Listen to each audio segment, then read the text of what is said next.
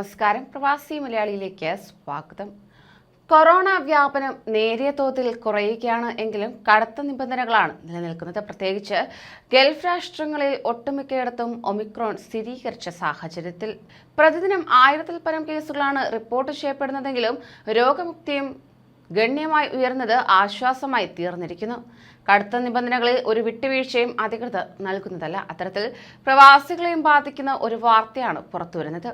അടുത്ത ചൊവ്വാഴ്ച മുതൽ, അതായത് ജനുവരി 1 മുതൽ സൗദിയിൽ തൊഴിൽ സ്ഥലങ്ങളിലും മറ്റ് പൊതുയിടങ്ങളിലും പ്രവേശിക്കാൻ ബൂസ്റ്റർ ഡോസ് വാക്സിൻ നിർബന്ധമാക്കുകയാണ്. രാജ്യത്തെ സർക്കാർ സ്വകാര്യ മേഖലകൾക്കെല്ലാം വ്യവസ്ഥ ബാധകമായിരിക്കും. അതോടെ റെസ്റ്റോറന്റുകൾ, വ്യാപാര സ്ഥാപനങ്ങൾ, പൊതുസ്ഥലങ്ങൾ, വിനോദ കേന്ദ്രങ്ങൾ, പൊതുഗതാഗത സംവിധാനങ്ങൾ തുടങ്ങിയിടങ്ങളിൽ ബൂസ്റ്റർ ഡോസ് എടുക്കാത്തവർക്ക് പ്രവേശനം നിഷേധിക്കപ്പെടുകയും ചെയ്യും. വിമാനയാത്രയും ഇതോടെ മുടങ്ങുന്നതായിരിക്കും. ഒരർത്ഥത്തിൽ ബൂസ്റ്റർ ഡോസ് എടുക്കാത്തവർക്ക് പുറത്തിറങ്ങാനാവാത്ത സ്ഥിതിയാകും. ഫെബ്രുവരി 1 മുതൽ ഇതിനനുസൃതമായ മാറ്റം തവക്കൽ ആപ്പിലും ഉണ്ടാകും. 18 വയസ്സ് പൂർത്തിയായവരും 2 ഡോസ് വാക്സിൻ എടുത്ത് 8 മാസം പിന്നിട്ടവരുമായ ആളുകൾ ബൂസ്റ്റർ ഡോസ് എടുത്തിട്ടില്ലെങ്കിലും അവരുടെ മൊബൈൽ തവക്കൽ ആപ്പിലെ ഇമ്മ്യൂൺ സ്റ്റാറ്റസ് കാലഹരണപ്പെടും. അന്നു മുതൽ പ്രതിരോധശേഷി ആർജിക്കാത്തവരായിട്ടായിരിക്കും ബൂസ്റ്റർ ഡോസ് എടുക്കാത്തവരെ പരിഗണിക്കുക. അതേസമയം 2ാം ഡോസ് എടുത്ത് 8 മാസം തികയാത്തവരുടെ ഇമ്മ്യൂൺ സ്റ്റാറ്റസിൽ മാറ്റമുണ്ടാകില്ല.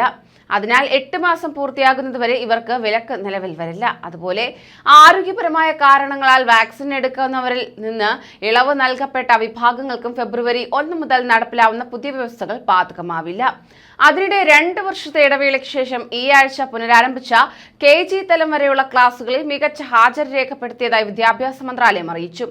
കുട്ടികളുടെ ആരോഗ്യ സംരക്ഷണത്തിന്റെ കാര്യത്തിലെടുത്ത ശക്തമായ മുൻകരുതൽ സുരക്ഷാ നടപടികളാണ് രക്ഷിതാക്കളിലും കുട്ടികളിലും ആത്മവിശ്വാസം വർദ്ധിപ്പിച്ചതെന്ന് മന്ത്രാലയം അഭിപ്രായപ്പെട്ടു. സ്കൂളിലെ ആദ്യ പീരീഡിൽ കോവിഡ് സുരക്ഷാ മുൻകരുതലുകളെക്കുറിച്ചും അവ കൃത്യമായി പാലിക്കുന്നതിന്റെ പ്രാധാന്യത്തെക്കുറിച്ചുമാണ് അധ്യാപകർ വിദ്യാർത്ഥികളെ പഠിപ്പിക്കുന്നത്. അതുകൊണ്ട് തന്നെ ഇക്കാര്യത്തിൽ വിദ്യാർത്ഥികൾ തികഞ്ഞ ബോധമുള്ളവരാണെന്ന് മന്ത്രാലയം അറിയിച്ചു. അതേസമയം നേരിട്ടുള്ള ക്ലാസുകളിൽ എത്തിച്ചേരാൻ കഴിയാത്തവർക്കായി മദ്രസത്തി പ്ലാറ്റ്ഫോമിലൂടെയും റൗദത്തി പ്ലാറ്റ്ഫോമുകളിലൂടെയും IEN ചാനൽ വഴിയും തുടരുന്ന ഓൺലൈൻ ക്ലാസുകൾ തുടരുമെന്നും അധികൃതർ അറിയിച്ചു. എപ്പിഡമിയോളജിയൽ കർവ് അണുബാധകരുടെ എണ്ണത്തിൽ കുറവുണ്ടെന്ന മന്ത്രാലയത്തിന്റെ ഔദ്യോഗിക വക്താവ് കൂടിയായ ആരോഗ്യ സഹമന്ത്രി ഡോക്ടർ മുഹമ്മദ് അൽ അബ്ദുൽ അൽ വിശദീകരിച്ചു. ആവശ്യമായ മുൻകരുതലുകളും വാക്സിനേഷൻ പ്രോഗ്രാമുകളും കർശനമായി പാലിക്കുകയാണ്. കേസുകളുടെ എണ്ണത്തിൽ സ്ഥിരത കൈവരിക്കും. കേസുകളുടെ ഫലപ്രാപ്തി കാരണം ഗുരുതരമായ കേസുകൾ മുൻഘട്ടങ്ങളെക്കാൾ വളരെ കുറവാണ്. രോഗികളുമായി സമ്പർക്കം പുലർത്തുന്നവർ, രോഗലക്ഷണങ്ങൾ കാണിക്കുന്നവർ തുടങ്ങിയവർക്ക് വീട്ടിൽ പരിശോധന നടത്തുകയോ ലബോറട്ടറിയിൽ പോകുകയോ ചെയ്യാം. രോഗലക്ഷണങ്ങളില്ലാത്തവർക്ക് പരിശോധനയുടെ ആവശ്യമില്ല. രോഗലക്ഷണങ്ങളും ആരോഗ്യ പ്രശ്നങ്ങളും ഉള്ളവരുമായി സമ്പർക്കം പുലർത്തിയിരുന്ന വാക്സിൻ എടുക്കാത്തവർ 4 ദിവസം ക്വാറന്റൈനിൽ തുടരുകയും 5ാം ദിവസം ലബോറട്ടറി പരിശോധന നടത്തുകയും വേണമെന്നും ഡോക്ടർ മുഹമ്മദ് അൽ അബ്ദുൽ അൽ വ്യക്തമാക്കി. കൂടുതൽ പ്രവാസി വാർത്തകൾക്കായി ഈ ചാനൽ സബ്സ്ക്രൈബ് ചെയ്യൂ.